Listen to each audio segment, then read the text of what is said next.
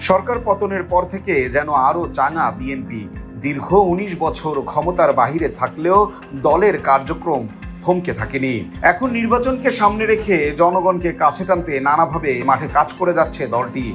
তাদের গঠনতন্ত্রেও বড় ধরনের পরিবর্তন আনতে যাচ্ছে। দলটির কেন্দ্রীয় কাঠামোতে একাধিক মহাসচিব যুক্ত হতে পারে, এমনটি জানিয়েছে দলটির সংশ্লিষ্ট সূত্র। সাংগঠনিক, আন্তর্জাতিক ও প্রশাসনিক এই ৩ বিভাগের জন্য আলাদা মহাসচিব নিয়োগ দেওয়ারও পরিকল্পনা চলছে।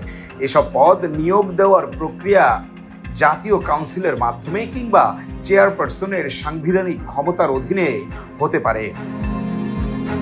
বিএনপির ভারপ্রাপ্ত চেয়ারম্যান তারেক রহমান এই পরিকল্পনাটি নিয়ে দলের সর্বোচ্চ নীতি নির্ধারণী ফোরামে আলোচনা করেছেন। আরও জানা গেছে, দলের গঠনতন্ত্রে নতুন পদ কো চেয়ারম্যান যুক্ত হওয়ার সম্ভাবনাও রয়েছে। তবে এই পদগুলো এবং সংশোধনীগুলো শুধুমাত্র দলের জাতীয় সম্মেলন বা জাতীয় কাউন্সিলের মাধ্যমেই অনুমোদিত হবে।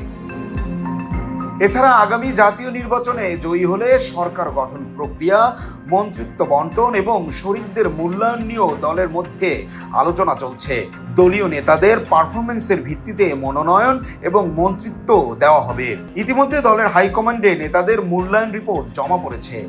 যাদের বিরুদ্ধে চাঁদাবাজি, আওয়ামী লীগের সঙ্গে আঁতাত বা বেইমানির অভিযোগ রয়েছে, তারা মনোনয়ন থেকে বাদ পড়বেন বলেই জানা যাচ্ছে। বিএনপি তাদের দলীয় কাঠামোতে তরুণ নেতৃত্বের গুরুত্ব দিতে শুরু করেছে।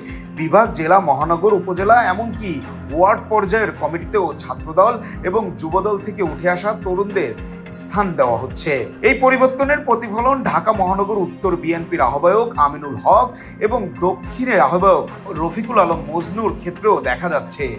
সাথে সাথে খুলনার কমিটিতেও তা পরিলক্ষিত। এদিকে বিএনপির সর্বস্তরের নেতৃত্বের এই পরিবর্তন দলের ভবিষ্যতের লক্ষ্য ও পরিকল্পনার অংশ হিসেবে বিবেচনা করা হচ্ছে। রিদুল ইসলাম, নিউজ নাও 24, ঢাকা।